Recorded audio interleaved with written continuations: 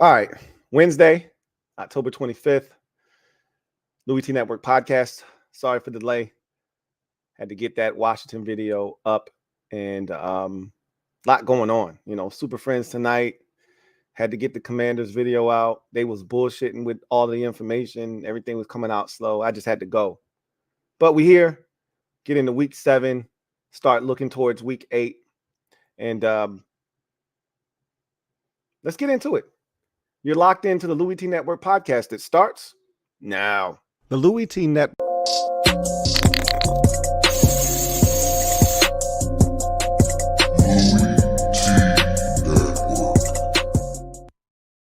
Who else could it be but me, your man, Louie T? Welcome to the 370th installment of the Louie T Network podcast. I, of course, am your set man, Louie T. Thank you for joining me. Week 7 in the books. We're vastly approaching the midpoint of the NFL season. And we're getting to that point where we're going to start seeing separation. The cream of the crop is going to rise to the top. The teams that love to reside in that middle class, they're going to start to separate themselves from the bad teams who have been kind of hiding in plain sight. They're going to start to kind of sink to the bottom, and we're going to see that separation, and we're going to start to get clarity on who's who, what's what, and then we can kind of turn our focus, and we'll really have all the answers by Thanksgiving for the most part. We'll know who the truly bad teams in the league are, who the teams that'll be in the mix, the ones that probably won't make it, but they'll be in the mix for the playoffs. And then I think we already know who the cream of the crop in both conferences are. And I think there are teams that are right there around them, but still not at that point yet. And we've seen that with, 2 of the teams this weekend. And that's kind of where I want to start here with the Gem Droppin Session. Let me drop this gem on your melon. Open your mind, let your conscience be free. You're now rolling with your man, Louie T double E. Let me open you up, get you thinking a little bit. So I think what we saw in week 7, first I want to start with the underdogs. Who let the underdogs out? Who let the underdogs out?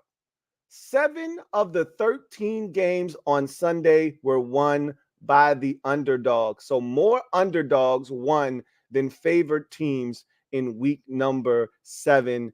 That is a robust number. And some of the outcomes, not too shocking. I mean, Denver and Green Bay, that's not a shocking outcome. Somebody had to win. The Broncos they've been horrible this season, and they haven't won a home game all year. So the thought was, let's just go with Green Bay. They're coming off of a bye. Both teams were coming off of a bye, but they're coming off of a bye. They should be fine. Denver stinks. Let's just go with Green Bay, right? And there were a number of games like that on Sunday where you just go with the home team, right? Or just go with that team. And there really wasn't any explanation. Like, let's just pick the Raiders. Both teams have their starting quarterbacks out. Just pick the Raiders. And they got their asses kicked, right? So it was a lot of those games on Sunday. But the ones that really interest me were the ones where you had high-level competition, top teams performing, teams that we felt like were really rising in the ranks of the NFL world. Obviously, the Chiefs continue to be the cream of the crop in the AFC. They take care of business and beat up on the Chargers. It was a competitive game, but they pull away and win comfortably 31-17 over the Chargers to improve to 6-1. And the Ravens are right there at 5-2, and what a statement they made against the Detroit Lions. Lamar Jackson continues to destroy and devour NFC competition. That game got out of hand quickly. We'll talk about that when we get to Slate Skatin.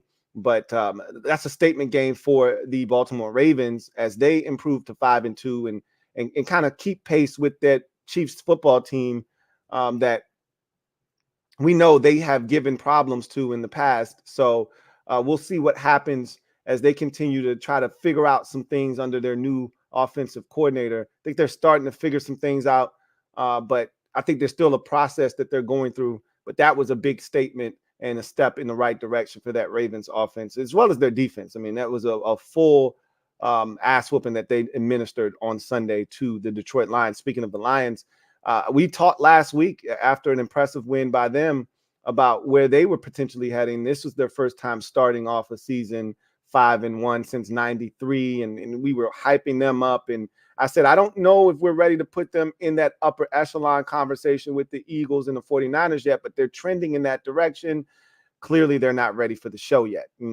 Same can be said for the Dolphins. Had an opportunity on a primetime stage at Philadelphia. Eagles had just incurred their first loss of the season. Dolphins could go in there, really shake some things up and show people that they're for real. And for the second time this season on the road against a big-time opposition, the Dolphins just weren't up to the task. Now, I will say much more competitive than they were against the Bills, and they had a lot more injuries in this game than they did the first time. So I think that they're getting better. They're rounding into shape, and when they get all of their players back, they could be a real player in the AFC. They dropped to 5-2, but it's the Eagles in the NFC who improved to 6-1 with the big win over the Dolphins, and they got back to playing Eagles football, being physical, making timely plays. And when the game was in the balance at 24-17, they put their foot on the necks of the Miami Dolphins and established dominance and put that game away like good football teams do. And so they're 6-1. They're at the top of the NFC. Chiefs are 6-1. They're at the top of the AFC. And I think those are the two best teams in their respective conferences. And those are the two best teams in the NFL right now. And the 49ers had a chance to be in that conversation. And no Trent Williams, no Deebo Samuel. You still have to find a way to beat a Vikings team that had struggled this season with turnovers and just simply not being good. They didn't have Justin Jefferson. You got to find a way to go there and win. And for them to have the performance that they had, not get it done, lose to the Vikings, and drop to 5-2 says a little bit about them as well. I still think that's a damn good football team.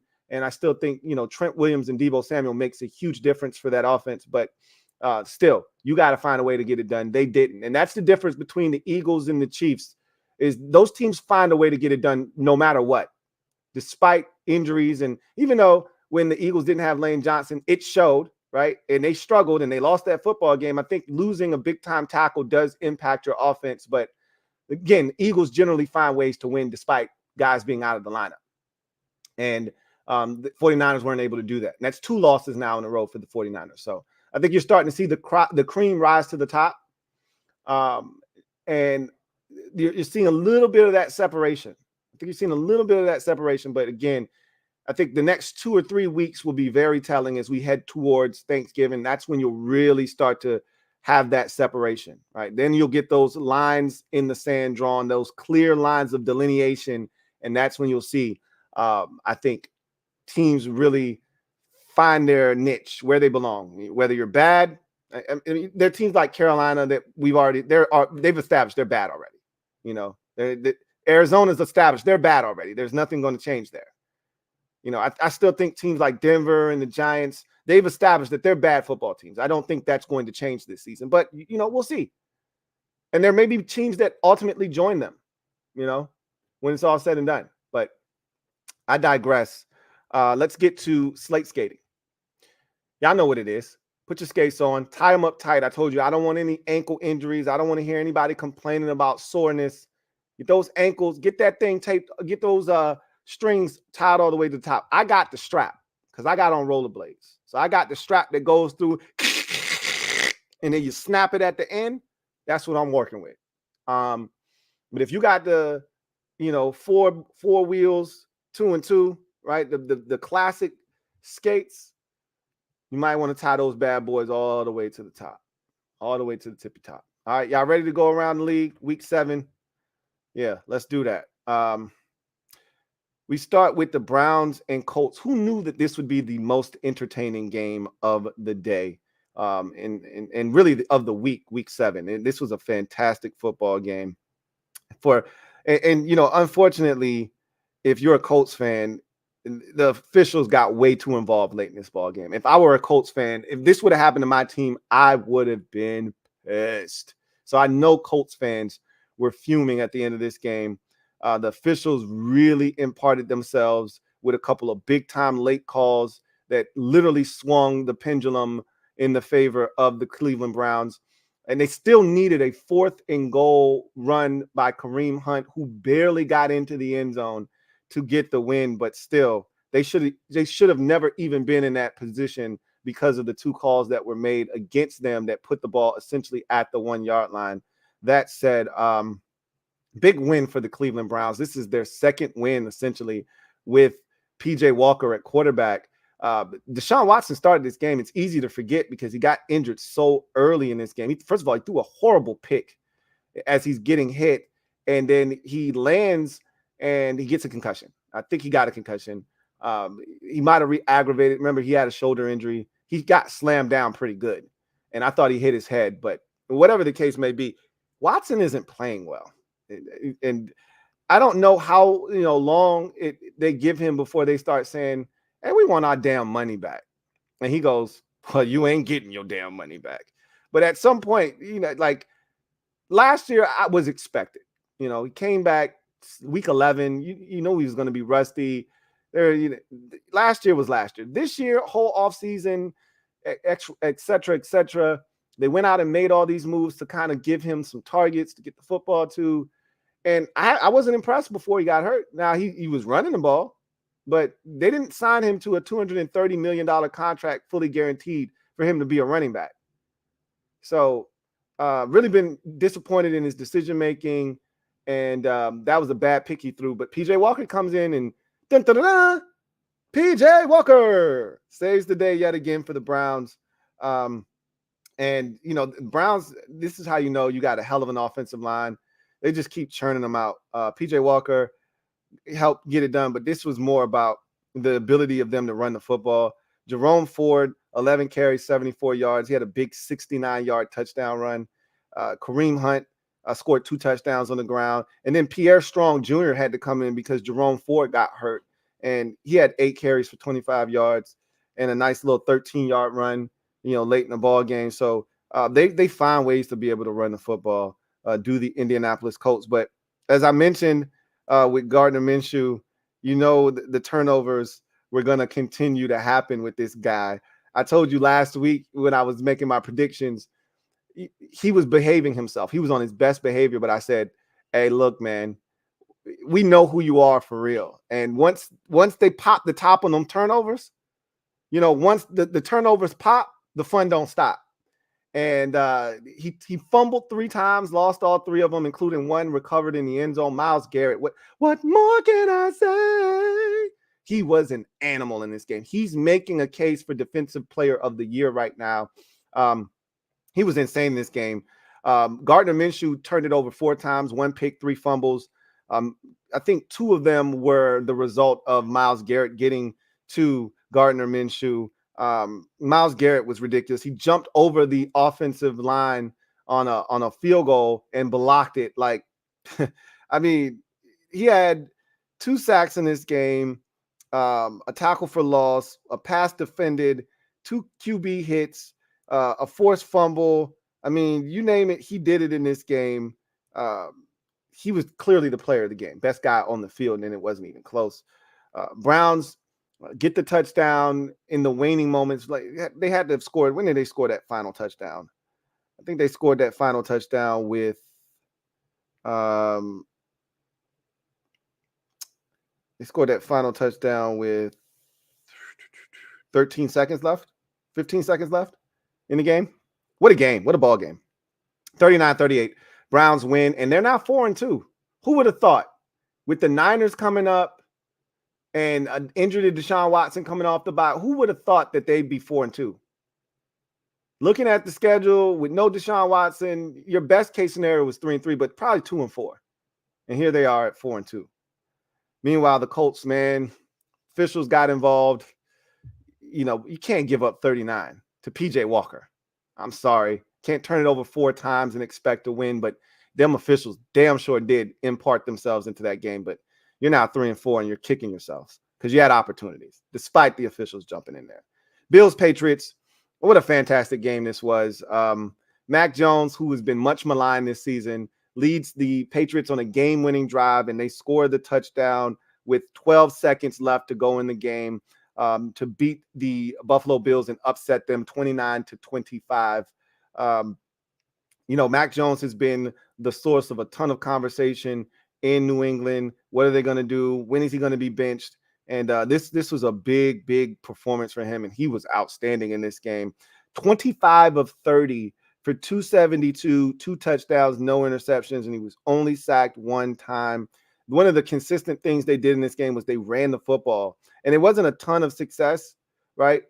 They ran it 24 times for 96 yards, and one of those runs was a Demario Douglas 20-yard run. So if you take that run out, 23 rushes for 76 yards, which is not good, but they kept a semblance of balance for Mac Jones. They stayed in a manageable third down situation throughout the game, which didn't allow the Bills defense to tee off, and he was able to be efficient. This is the Mac Jones that we saw in his rookie season, that they won a bunch of games with and made it to the playoffs with, and so if they could kind of duplicate this, and I get it, it's family business, but they had been struggling offensively, had the Patriots. This is a big win for them, big win for Mac Jones in particular. Maybe this builds his confidence. Josh Allen and the Bills offense, for most of the day, they struggled, right? They struggled, especially in the red zone. We've talked about the red zone woes this season of teams, but the Bills in this game were 2 of 4, and the Patriots were 3 of 5, but the 2 of 4, there were opportunities for the Bills to really put the Patriots in a tough spot in this game, and they could never fully do it. And if I'm not mistaken, they didn't take the lead in this game until pretty late in the ball game, did the Bills, and then they were trying to preserve that victory. And I just figured once they took the lead, they were going to win. They took the lead with they took the lead, did the Bills, with 1:58 left. And I thought that was going to be it. They took the lead 25-22, and I figured that was going to be it. They had done it. They had won. Maybe, just maybe the Patriots get in the field goal range and tie it up and goes to overtime, but thought that was going to be it. But that wasn't the case. And, so much has been said about Buffalo's offense and the struggles of Josh Allen when they don't win. How about this Bills defense not being very good this season?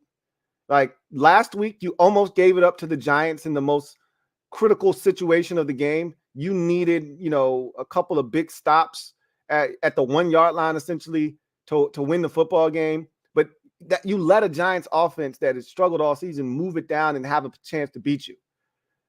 In this game, your offense scores a touchdown. They give you the lead with 2 minutes left, and they say, just get a stop, one stop. And you can't do it, and you give up the game-winning touchdown. Same thing happened in the Jets game. For all the mistakes that you made on offense, all you needed was a stop at the end of that game, and you win, and you couldn't get it. And same thing in the Jacksonville game. The offense came to life finally after sleepwalking for 3 quarters. You just need one stop to get the ball back, and Jacksonville runs it down your throat and runs it into the end zone and wins the game. This Bills defense is a problem. The offense hasn't been great, but they've, to me, done enough.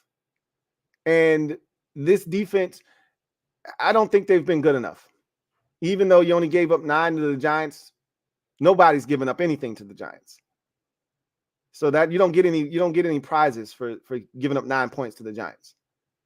This Patriots team was struggling. That's an understatement. This might be their highest point total of the season. I'm gonna just check real quick. Yeah, and it's not even close. This is their highest point total of the season. So I think there's something to be said about this Bills defense right now. They're not playing well. Now they're 4-3, are the Buffalo Bills. They're 4-3. And they're trailing the Miami Dolphins in that division at 5-2. And luckily enough for them, the Dolphins didn't beat Philadelphia, or else they'd be really in some trouble in that division, despite having already beaten Miami this season. Big win for the Patriots. They're 2-5. I don't think that changes anything. I still think they're not a very good team, but they know how to play the Bills. That's family business, and you know what that means. Lions, Ravens. This one got out of hand quick, and I don't think anybody saw this coming. This thing was 28-0 midway through the second quarter. I mean, if you went to the kitchen, made yourself a sandwich, got you a cold beverage, some chips, and came back. You say, hey, man, what I miss? It's 21-0. It's what? It's 21-0, man. What do you mean it's 21-0? Yeah, it was that kind of game. The Ravens could do no wrong on offense, and the Lions couldn't do anything right. And, this is the tough part about ass whoopings like this, because it's the chicken or the egg. Like, yeah, the offense is struggling, but that doesn't give the defense a license to give up a touchdown on every single possession in the first half, which is essentially what happened. And, when you look at the offense, you say, well, the offense can't keep going 3-and-out and put the defense on the field. True, but you still can't. That doesn't give you the right to give up a touchdown every time, right? Like, there's got to be some sort of resistance somewhere. And on the first possession, the Lions tried. They got him to 4th down, and then they give up a rushing touchdown to Lamar. And then it just kind of snowballed from there. Jared Goff was never comfortable in the game. He looked rattled. They never established any sort of run game, and not having David Montgomery might have been a huge part of that. But I mean, it got ugly fast. This thing was 35-0, and you're like, God damn, Detroit, what happened? The 38-6 is your final. It's just one of those games where Lamar was in his bag, and every so often Lamar reminds you of why he was the league MVP back in 2018. Sometimes you just need a reminder. What was it, 2019? I think it was 2019. Sometimes you just need a reminder, and Lamar provides you with that every so often. And boy, he looked good. And I still think they're working out the kinks in that offense, but it looked good on Sunday. That's for sure. And if you're the Lions, you just take this one on the chin. You keep it pushing. You realize that it's just one game. This shit happens in the league. Generally, these kind of ass whoopings don't happen to good teams, really good teams, which is why I told you I don't believe in Jared Goff. Because when somebody cuts you and Jared Goff is your quarterback, he can't stop the bleeding. And that's my problem. When shit's going well and, you're ready to get into a street fight, Jared Goff is there and he'll fight with you. But when somebody pulls out a switchblade and they cut you, Jared Goff ain't stopping the bleeding. And that's why you see really good teams, they don't get their asses kicked because their quarterbacks are so good that they're going to keep them in the ball game, generally speaking. That didn't happen in this game. So, ouch.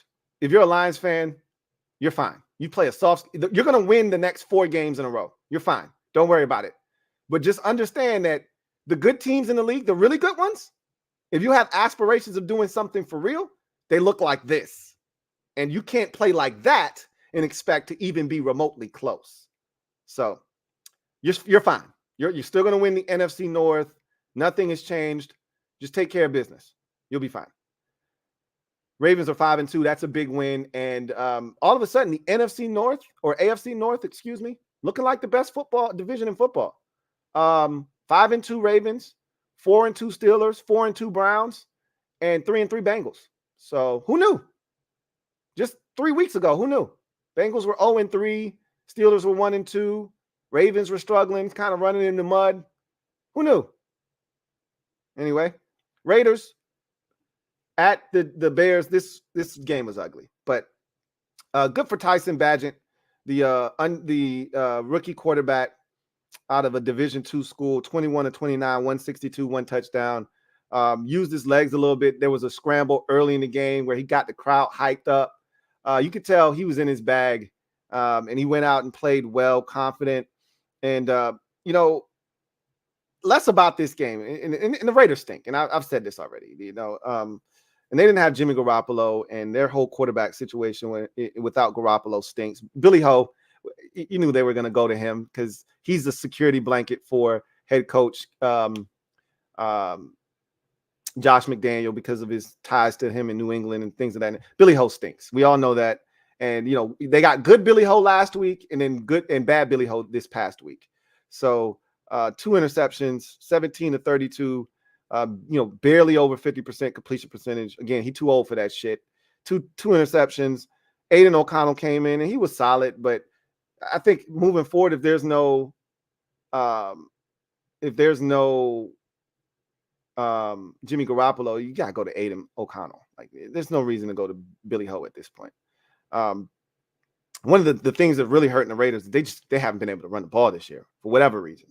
But if you're the Bears, I'm looking at the Bears, and you got the Chargers coming up, and that's a winnable football game. I don't think you're going to win, but shit, the Chargers aren't scaring anybody these days. I look at the Bears, and I'm like, are we going to have ourselves a situation here? Like, if I'm Justin Fields, I'm doing everything I can in my power to get back on the field. I don't want to give this kid another start. He goes on primetime television and they win again and they're scoring points and they start to rally around this kid. How do you go back to Justin Fields? This could easily turn into a Brock Purdy, Trey Lance situation. Like, it could really turn into that quickly.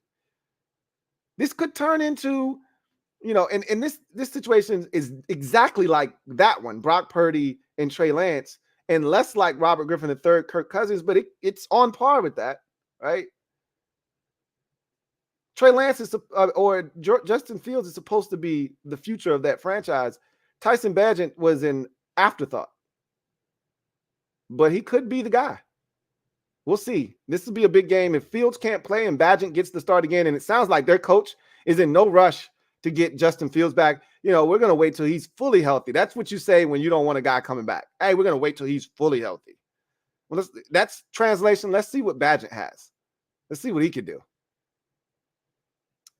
Bagent leads 3 touchdown drives. The Bears score 30 points.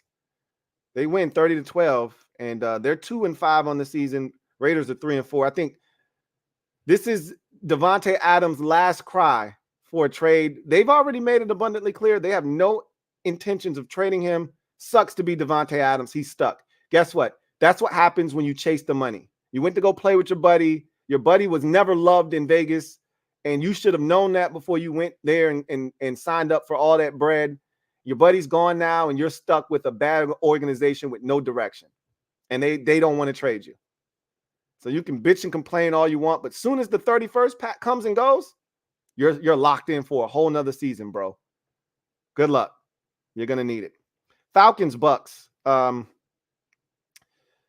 This was an interesting game. So Bijan Robinson had a headache, migraine that kept him out of the game. I think he played on like one of the last few snaps of the game offensively, but I was shocked to not see him out there. I'm like, did I miss something? We're 7. But for that, with all that being said, this was a wacky game. There were so many opportunities for both teams. I thought what the Bucs did, though, late in this game, very, very disrespectful stuff. So the Bucs had an opportunity and I want to say it was, trying to think. What was it? I want to say it was the third quarter, and they went for it. And they went for a turnover on downs. I think it was. Was it early in the game? Yeah, 4th and 5. They went for it on the first possession of the game. And the Falcons said, oh, really? That's how you feeling? You're going to go for it. 4th and 5 from our 41-yard line. Okay. And that's not terrible. But analytics tell you to do that. But you're the Bucs. You don't do that because you don't score points. And you don't need to put your defense in that position. Punt the football. That's the kind of football that you play. Punt the football, pin them at the 6-yard line, and let your defense play and see if you can't get a stop and get good field position. That's the kind of football that you play. That's the team that you are. Be who you are. Anyway, another team with an opportunity in this game to get a stop late, and they couldn't do it. The Bucs tied this game with 1:51 left. The Bucs tied this game with 45 seconds left, 13 apiece. Don't give up a field goal in 45 seconds. They give up a big catch and run to Kyle Pitts that essentially put the Falcons in field goal range. And you already knew once they got in a field goal range, Younghoe Koo wasn't going to miss. The Falcons ran the football. Desmond Ridder was efficient. He didn't turn over, which was important. Had a bad turnover game. He had 3 fumbles, He didn't throw any interceptions, but he had 3 fumbles in this game. But they ran the football very effectively. and that took some of the pressure off of him. Despite the fumbles by Ritter, they were able to overcome that because the Bucs just aren't good on offense, and we expected that once Baker Mayfield became the quarterback. Younghoe Koo knocked it through. You know what he do. They win 16-13. Falcons are now 4-3. Bucs, who started the season off 2-0 and then 3-1, are now 3-3, and they're heading south. Coincidentally, that's the division that they play in, and this is who they are. This is who they're going to be this season. Commanders at the Giants. What a snooze fest this was. Giants, who hadn't scored a touchdown at home this season. Giants, who hadn't scored a first half touchdown offensively all season, scored 2 of them in this game in the first half, which was totally expected. They had 246 yards of total offense in the first half. A Giants team that had struggled to score the football all season long, who struggled to move the football, had 14 plays of 20-yard or more gains on the season, had 7 in this game against Washington's defense. But with all that said, the Giants still are the Giants. They dropped a pick 6 that would have put this game out of reach and allowed them to win comfortably. They muffed a punt that gave Washington the opportunity to score their first points of the game. There was a Saquon Barkley fumble in the red zone that would have allowed them to score a field goal that would probably put the game out of reach yet again. So the Giants did everything humanly possible to lose this game, and Washington simply could not get it done. Sam Howell now sacked a league-high 40 times, on pace for over 90 sacks on the season, which, of course, would smash the NFL record set by David Carr in his rookie season of 76. Sacked 5 times by a Giants team that had 5 sacks coming into the game. They sacked him 5 times in the first half, 6 for the game. And they picked off Sam Howell. That led to the second touchdown that they scored in the first half. And that Giants defense, super disruptive in the first half. Not so much in the second half, but they did enough. They buckled down in the red zone, got stops when they needed to, and blocked a field goal. Which was a huge, momentous point in the game. And they missed a field goal too, did the Giants. I mean, they did everything in their power to lose this game, but Washington did everything in their power to make sure that the Giants did not lose this game. And Washington, for the second time in 3 weeks, lose to one of the worst teams in football, this time to the Giants 14-7. You give up 14 points, you're supposed to win 10 times out of 10 in this league. We scored 7 points. There's nothing else to be said. So Giants are now 2-5. Washington's 3-4. Steelers, Rams. Wow. What a game this was. And the Steelers seem to have a flair for the dramatics in late game heroics, fourth quarter, come from behind victories, et cetera, et cetera. They did it against the Ravens prior to their bye. They did it against the Browns on a Monday night earlier this season. They do it again here. They looked like they were going to lose this game. The offense was sleepwalking, and it felt like everything kind of changed on a pick by TJ Watt. And this guy is just so good, man. He impacts the game in a multitude of ways. And he picked that thing off like he was a true outside backer, baited the quarterback, jumped in front of the route, snatched it out of the air, and took off like, this is what I do. And from that point on, it's like that awakened the Steelers, and they didn't really look back from there, it felt like. And they were down 17-10 heading into the fourth quarter. They score on 2 possessions straight in the fourth quarter and ultimately take the lead on a Najee Harris run. Big catch finally, and they got one of their big-time receivers back in this game, which was huge for them, Deontay Johnson, who had been out, feels like, since like week 1 or 2. And that makes a difference because now a guy like Allen Robinson is now your third option. He had a big catch. I want to say it was a third down, might have even been a fourth down, but it was a huge catch in the game that moved the sticks, that set up one of those scoring drives late in the ball game. So you're seeing Kenny Pickett gain a little bit of confidence. He was not necessarily great in this game, but when they needed Kenny Pickett to step up late, he made all the throws he needed to make 17 to 25 for 230, no touchdowns, no interceptions for Kenny Pickett. But I can tell you this much. He's gaining confidence, and so is this team. So is this team. And defensively, they're really good. They're figuring things out. They're finding ways to win. And don't look now, but the Steelers are 4-2. Meanwhile, Matthew Stafford, 14 to 29, so less than 50% completion percentage, touchdown, interception. Puka Nacua continues to eat 8 catches, 154 yards. Cooper Kupp, 2 catches, 29 yards. That's interesting there. I want to know whether he got injured or something in the game, because that's not Cooper Kupp-like numbers. But Matthew Stafford continues to struggle. And I've told you, I think it's nearing the end for him. But nonetheless, this Steelers defense is really good. They find ways to get it done. They do it yet again. 24 to 17 is your final score here. Steelers are now 4-2. The Rams are now 3-4. Cardinals at the Seahawks, NFC West family business. You know how this goes. You know how the family do it. 20 to 10 Seahawks victory. Jackson Smith and Jigba with his best game as a pro thus far, 4 catches, 63 yards, and a score. This was more about the defense of the Seattle Seahawks, though, in this game. They got to Josh Dobbs 4 times in this game. They sacked him. They got to him. They forced him to fumble. They didn't lose any of those fumbles, but they definitely disrupted the rhythm of the Arizona Cardinals offensively. The Cardinals did have a little success on the ground.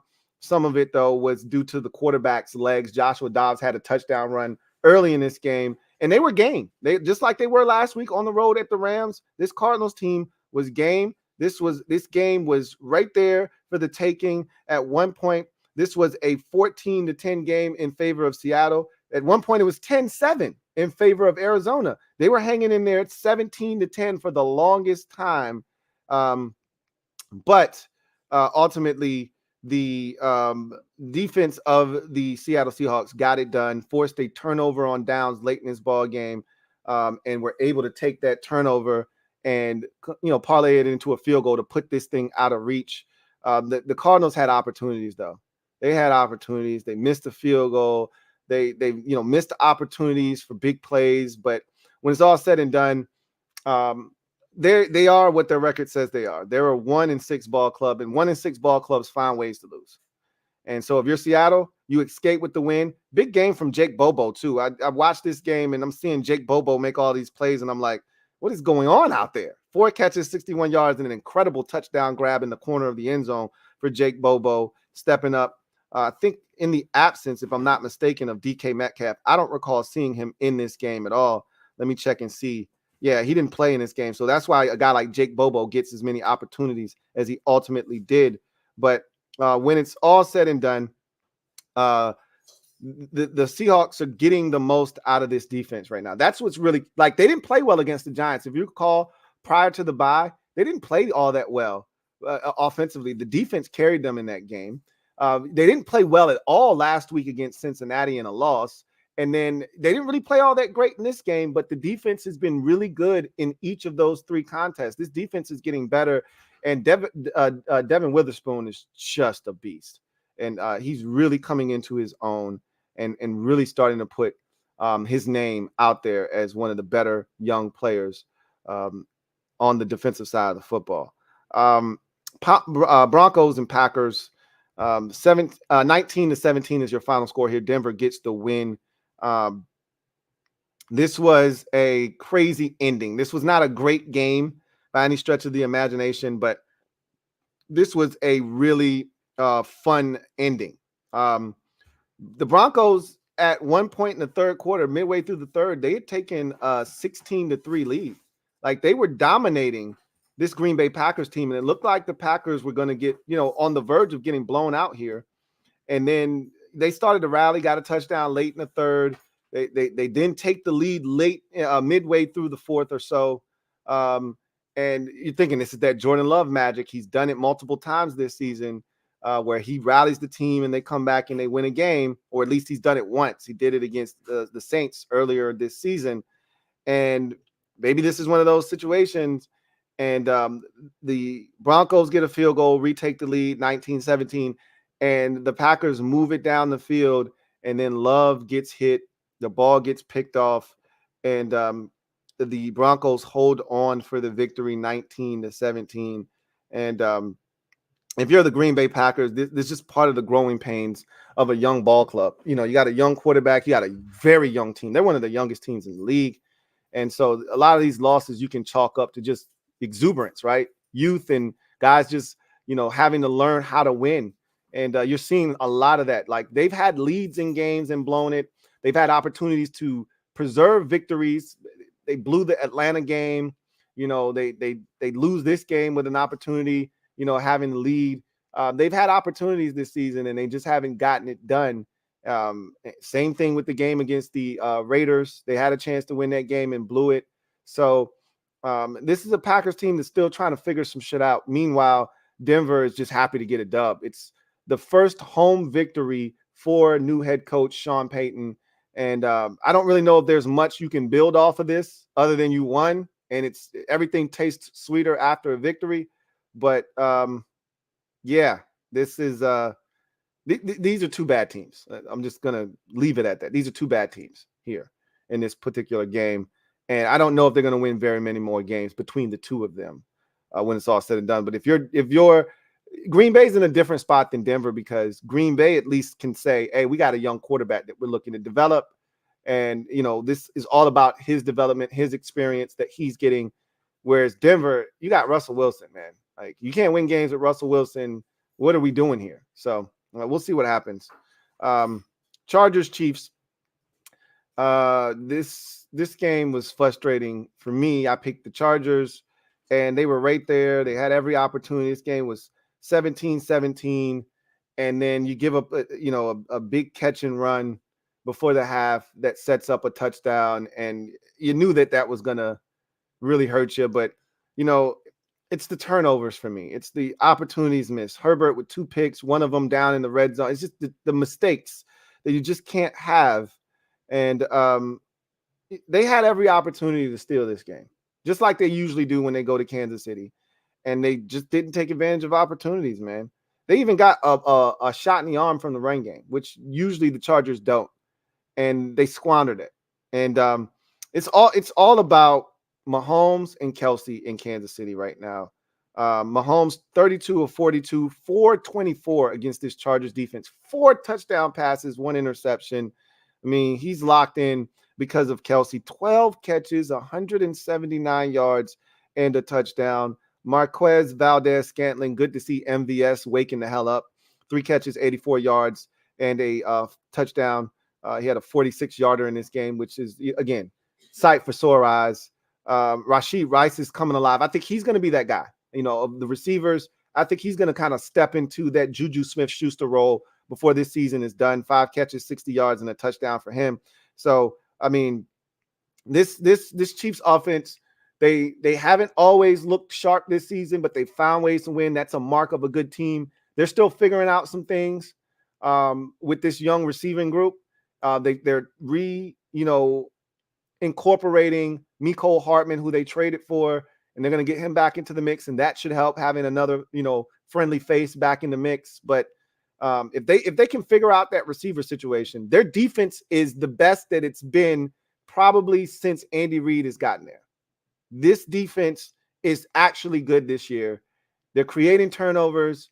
They're stopping the run. They didn't stop it in this game, but they're and they, that's probably the Achilles heel right now. You can run the football on the Chiefs, but they're stopping the pass, which is points come through the passing game, and they're rounding into form.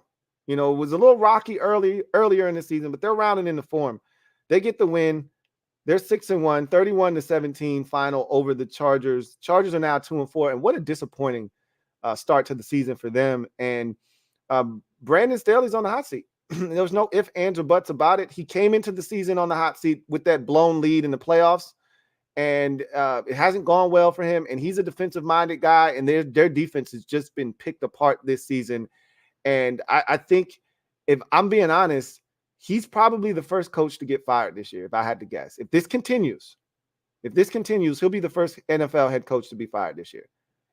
It's between him and Ron Rivera right now. And we'll see if either of these two teams, Commanders or the Chargers, can turn it around. But if they don't do something quick, if they lose this game to the Bears on primetime television at home, I think the chance of Brandon Staley, being fired get a lot louder. And I don't know. Again, what does firing your coach in season really do for you?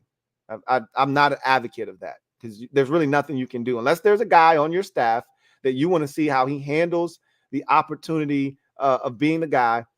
There's really, and they have a guy, Kellen Moore, right? That if you're a Chargers, fan, I don't know if that necessarily makes you happy or not, but if you're the Chargers brass, maybe you want to see Kellen Moore get an opportunity. Maybe you want to see him for, 9 or 8 or 9 games at the back end of this season to see if this is a guy you're really interested in, because that's a Charger-esque move to promote from within, not spend a lot of money on the head coaching position. It's been something that they've done routinely. They don't spend a ton of dollars and capital on their quarterback position. And I could see them sticking with Kellen Moore, allowing him to continue to cultivate a relationship with Justin Herbert and them moving forward in that direction. We always felt like when the Chargers went out and got Kellen Moore, he was the replacement for Brandon Staley should things not work. And right now, I think it classifies as things not working in LA. They're now 2-4. So that's your week number 7 slate of games. Big win by the Vikings over the 49ers. We've already talked about that. Big win by the Eagles over the Dolphins on Sunday night. We've already talked about that. And big win for the Jags over the Saints on Thursday Night Football. We've already talked about that as well. So with that said, let's get to garbage time and what you guys have to say. Let's get to this super chat real quick. Cruising 26, thank you for the super chat. Greatly appreciate you. Cruising 26 writes, Louie T, I was kicked out of your stream after we beat you guys. I wasn't disrespectful. By the way, we owned you guys. That's never going to change. I don't know what was said. I don't pay attention to this. I let my mods handle the stream the way that they feel like they need to handle it. And I don't know if they felt like you were spamming or if they felt like you were being disrespectful. I try to tell my mods to not be super sensitive, but after a tough loss, it's tough to not be super sensitive. If somebody comes in there talking reckless, sometimes that button gets hit real quick. But I don't advocate for people to get blocked. That's not what I generally do. Unless you come in there talking about non-football related shit, you're spamming, or you're just being hella disrespectful. Those are the only 3 things that really feel like that are reasons for me personally, if I were a mod, to block somebody. So I don't watch the comment section, so I can't tell you what's going on, but I trust my mods. I do know that. And if they blocked you, they had a reason to do it. I'm not telling you it was right. I'm just telling you they had their reasons for whatever the reason was. And if it wasn't something that should have warranted you being blocked, I apologize for that. I apologize for that. But you guys, right now, there's nothing I can say to you. You guys beat us again, and you guys suck ass, and you beat us again. So again, I have nothing to say to you as a Giants fan other than I still like the position that my organization is versus yours. You are stuck watching Daniel Jones and Tyrod Taylor the rest of the season. Your season isn't going to get any better than beating teams like Washington. You're not going to win very, very many more games this season, but you're still not going to get you a quarterback more likely than not in the draft, if that makes sense. You're still going to win 5 or 6 games this season. So it's going to suck being a Giants fan week after week. Like, I wouldn't be shocked if you didn't score a touchdown this week. I wouldn't be shocked if you only scored 3 points this week and you went right back to being miserable. You got a week of reprieve from being absolutely miserable because you scored 14 points and you won a game. Good for you. Okay. I think you go right back to being ass cheeks this week against the Jets. And I think you score 6 points, maybe 9 max this week. If you score a touchdown, I think you should be celebrated this week, because I can see them feasting on your offensive line, shutting down your run game, and getting to Tyrod Taylor if he's your starter. And I can see you guys not finding pay dirt this week. But we'll see. We'll see. Anyway, I digress. Thursday night football is tomorrow. Take a look at week 8 real quick as it gets kicked off with the Buccaneers traveling to Buffalo. The Bills are such an enigma right now. I really don't even know what to make of them. I do know this, however. They're better than the Buccaneers. They can score more than the Buccaneers. And the Bills right now, though, with the position that they're in and the kind of football that they're playing, this Buccaneers team is the exact kind of team that gives them problems. They look a lot like the Giants in this regard. They play a certain brand of football. They're physical. They're going to blitz. They're going to be aggressive. And if they can catch Josh Allen in one of those games where he's struggling to decipher what's going on and get into a rhythm, and they don't turn it over, that's the key for Tampa Bay. They can't turn it over. And if they can do that, I could see them forcing 1 or 2 turnovers of the Bills, just like the Giants did, and being in that ball game and having a chance if the Bills don't get their shit together. Because the Bucs played the Eagles tough. The Bucs played the everybody on their schedule. They got one, solid ass whooping from Detroit. And even that was like 20-6 or something like that. Like nobody's really beating the hell out of the Bucs. They're a solid football team. They just have offensive deficiencies. So even though their defense is going to keep them in the game, they're just not going to score enough points. That's why I think Buffalo is going to win this game. But I wouldn't be shocked if this thing doesn't turn into a 34-13 or 34-16 ass whooping, because it could, and it probably should. But I wouldn't be shocked if this thing ends up being, 20-16 Buffalo wins. I wouldn't be shocked in the least. But I got Buffalo winning on Thursday Night Football to kick off my week number 8 in the right way. And we'll see what happens. Yikes. Buffalo needs this one bad. They cannot afford to lose to a team like Tampa Bay. And if you're the Buccaneers, you're going in the wrong direction. And a trip to Orchard Park, New York, probably not the remedy for what's ailing you right now and ailing you. But let's see. I've seen teams with less talent do more against these Bills at home at Orchard Park on primetime television. So we'll see if the Bucs can, muster up the strength to go on the road on a short week against a good Bills football team that's struggling right now and find a way to be competitive and maybe have a chance to steal it late. Cruising 26. Thank you for the super chat. Greatly appreciate you. Double up. Thank you for doubling up. Who writes, we're awful. I just didn't know why Commanders fans thought they were good. You guys are just as bad as us. I always respect this channel. Yeah, I think we run from being as bad as you because we don't see ourselves as bad as you. We don't. We haven't had many games. This is the second one. So again, we're starting to look more and more like you, right? That's what it feels like. But we needed that game against you to show us that we were more like you than we wanted to admit. That was the hard part for us, is that we could look at you and say, hey, go score 20 points and then come back and talk to me, which you still haven't done, by the way. You still haven't scored 20 points outside of the Arizona game. Okay? So we see ourselves as different. We scored 31 against Philadelphia. We scored 35 against Denver. We've scored points this season. We scored 24 points against Atlanta. You haven't done that. So we're not you. We got a quarterback. You don't, right? But we've had the Bills game where we scored 3. We played against you and scored 7. So even though we keep trying to separate ourselves from you and say we're not like you, we're doing things like you. And we didn't beat you again, and you suck. So again, what does that make us? It's frustrating because that's why our players are so mad. Like if I'm a Giants fan, I'm happy we beat Washington again, and I got bragging rights, all that good stuff. But I don't want to be the team that other teams get upset about losing to. That means that we suck ass.